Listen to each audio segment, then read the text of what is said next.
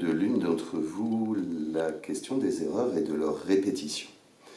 Ma grille de lecture de départ en phase de comportement dysfonctionnel, et a priori on peut penser que la répétition d'erreurs est un comportement dysfonctionnel, c'est que soit on est dans la pathologie, soit on n'a pas appris à faire autrement, ou alors au contraire, il apparaît comme dysfonctionnel à l'extérieur, mais il remplit une fonction pour la personne elle-même. Bref, il sert à quelque chose.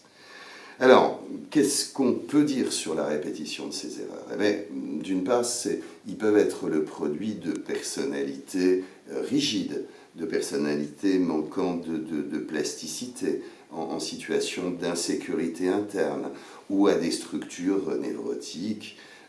Répéter les choses, c'est un bon moyen face à l'angoisse, face à des phobies. La personne qui serait dans la répétition ici se rassurerait, entre guillemets, à travers des rituels, des comportements un peu stéréotypés.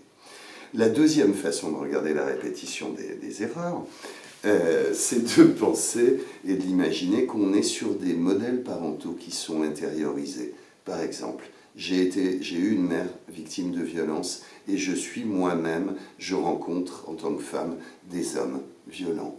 J'ai eu un père ou une mère qui se comportait de telle ou telle manière, je ne sais pas, qui passait son temps à s'oublier, par exemple. Eh bien, je reproduis ce comportement parental à travers une espèce de modélisation, d'identification à mes parents. Troisième façon de regarder la répétition des erreurs, c'est du côté de croyances internes. Souvent en rapport avec la question de l'estime de soi. Je ne vaux rien, personne ne m'aime, je n'ai pas le droit de réussir. Eh bien, en réalité, quand on est sous la prégnance messages de ce type-là, de croyances de ce type-là, eh bien, on va dans la réalité s'arranger pour le confirmer. Si personne ne peut m'aimer, je m'arrangerai pour rencontrer quelqu'un ou quelques-uns qui ne m'aiment pas et je confirmerai indéfiniment ces croyances. Je répéterai mes erreurs dans le choix de mes partenaires, dans le choix de mon activité professionnelle, etc. etc. Quatrième façon de regarder les choses, et là on est plutôt du côté des aspects de la vision cognitiviste, on est sur des circuits d'apprentissage qui sont bouclés. Ça peut être lié à des traumas, des émotions fortes, voire aujourd'hui on a des théories de marquage génétique et sur la transmission de comportements ou d'erreurs au niveau transgénérationnel. De façon beaucoup plus simple, j'ai appris à faire d'une certaine façon, j'ai eu un certain type de récompense, entre guillemets, et je reproduis indéfiniment les mêmes schémas comportementaux.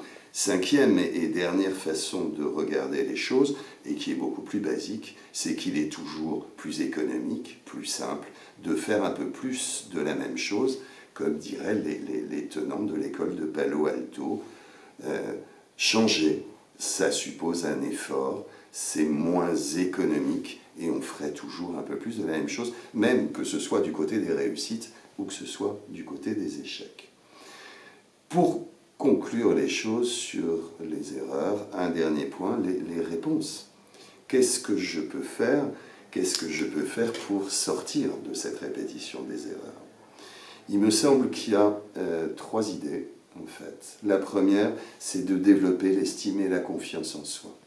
J'ai plus de valeur que je ne l'imagine et j'ai le droit de réussir.